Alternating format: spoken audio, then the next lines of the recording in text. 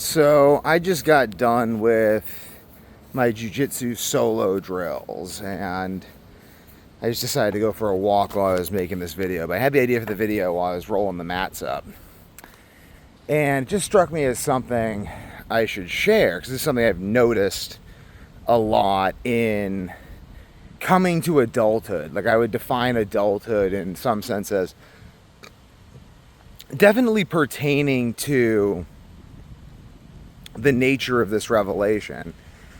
And the nature of the revelation, I think I'm also noticing, because I'm making a lot of videos recently, I'm noticing that there's a difference between the way my brain works when I follow my train of thought and how my brain works when I feel a need to stick to a regimented schedule, because it gets sort of like, if things are going badly, then I'm like, oh, I can't do that because then da-da-da.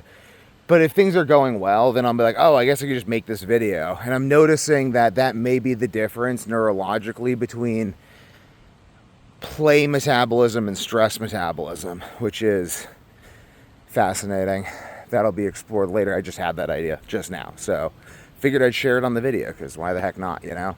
What's the point of making these videos and recording myself live if I'm not gonna share what comes up when I'm recording myself live, especially if it pertains to all the things I talk about on this channel. So anyway,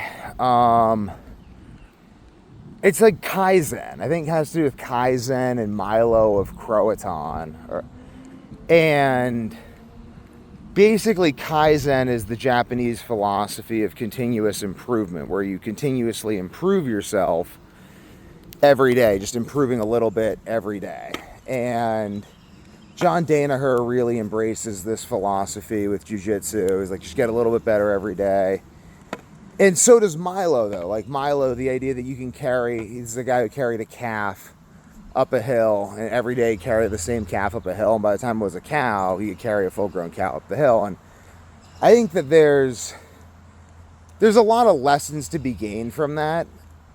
I think the ancient Greeks knew that that feat was, you'd have to be in ridiculously good shape to do that.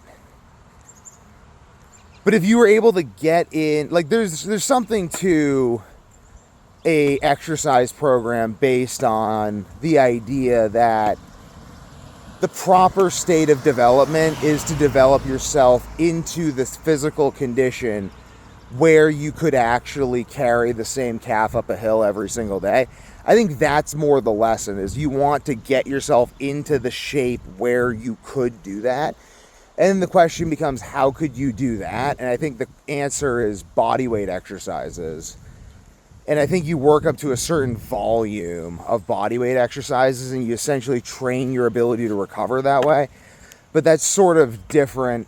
But I am doing the body weight exercises every day, and it's the same with the solo drills. But there's this bridging of East and Western thought from Milo to Kaizen, where the emphasis is on the idea of continuous daily improvement as the solution to the problem of how to become a god, essentially. That's essentially what the ancient Greeks were trying to figure out, and the Japanese. They worship their emperor as a god. So we're not too dissimilar as human beings. We think a lot of the same things.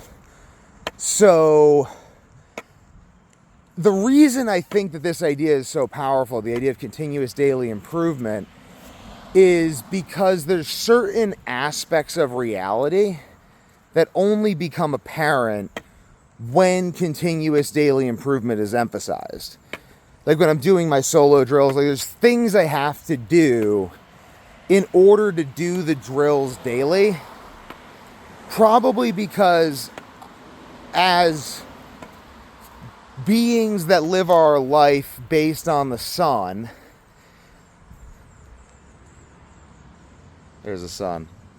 As beings that live our life based on the sun, I do things like I sleep every day. And sleep is, I know this is someone who's overcome Devon's disease, the total loss of the ability to sleep. And you can see that on my channel. Sleep is the basis of identity itself. Dreaming has to do with that, but So in some real way, the reason I think of myself as such a mythical character is because I'm the only human being that's been forced to deal with the loss of the thing that supports identity and come back from that. I'm just the only one. And it's very lonely. And I want more people to do it. And I have videos on insomniacs and what they owe me. And there's probably another video actually I was going to make on insomniacs and what they owe me. What was that? There was some, I don't know, it'll come to me again, then I'll probably just make it. But I just probably had that idea when I was trying to sleep last night. And I did sleep last night. I slept very well last night. That was great. So there's things that you don't notice about a task until you do the task every day. Because we're sort of daily beings. We are daily beings. We're beings that exist on the resolution of one day. That's sort of the resolution our minds understand, because it's understood through our circadian rhythm, which is really like the basis of the unifying beat that keeps the symphony of our bodies together. So in order to notice how you would improve at something, you have to study your body's interaction with that process every day. And you also, by doing that, come to understand what the process itself even is. Like, most of being good at jiu-jitsu is not being good at jiu-jitsu. Being good at jiu-jitsu is knowing how to run your life in such a way that you can train jiu-jitsu. Like, that's what being good at jiu-jitsu is. Like, I hope people understand it. Like, this is why jiu-jitsu gym owners are so good at jiu-jitsu. Because they just run their life in a way that lets them do jiu-jitsu and train effectively. But you don't notice that until you actually try to get really good at jiu-jitsu. And because it's like, if you're trying to get good at jiu-jitsu, and they're doing it every day, that's why they get good, because they're doing it every day. They've created a system that allows them to train jiu-jitsu every day, so they get really good at it. For the reasons that I'm discussing in this video. So basically, that's just how things are. Like, you don't... So by my attempt to get really good at jiu-jitsu, and I've just noticed this through anything I try to do every day. I think I was kind of forced into this because I don't know. Like, I don't know. I have sleep problems, like I said, and I've had to overcome them by focusing on that every day. I have to focus on that every day or I just die. So I don't know. I don't know. Why am I don't know. I mean, you just heard the idea of Kaizen or something. But, like, for whatever reason, at points in my life, I've done things every day in order to get better at them. I've just kind of, like, I guess I'm sort of an obsessive person as well. So when I do something, I tend to do it every day because I'm obsessive. So that's sort of how I relate to the world. I build obsessive structures, and then I interact within those obsessive structures of habit. And I think that's just sort of how people are. Like, I mean, obviously I feel that way because that's how I am. But, like, Milo and Kaizen posit the idea that that's just how things are in general. So, and that's just how it is. And it's like, if you're not building a system in which, like, if you can't do something every day, if you can't actually make yourself practice a skill every day, then there's no way for you to improve at that skill, because then you're never serving the skill. The skill is always serving something else. And the point when the skill stops serving that other thing is the point where you're going to stop doing it. And again, maybe that's for the best, but again, you can't really measure the improvement of something unless you're doing it every day. So I'd more say it's even deeper. It's like, you're already measuring the improvement of the things you do every day, and those are the things that you're serving.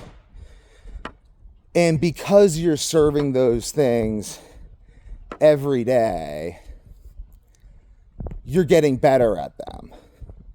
So it's more about becoming aware of what you're already serving, because you'll try to do things every day and you'll be unable to.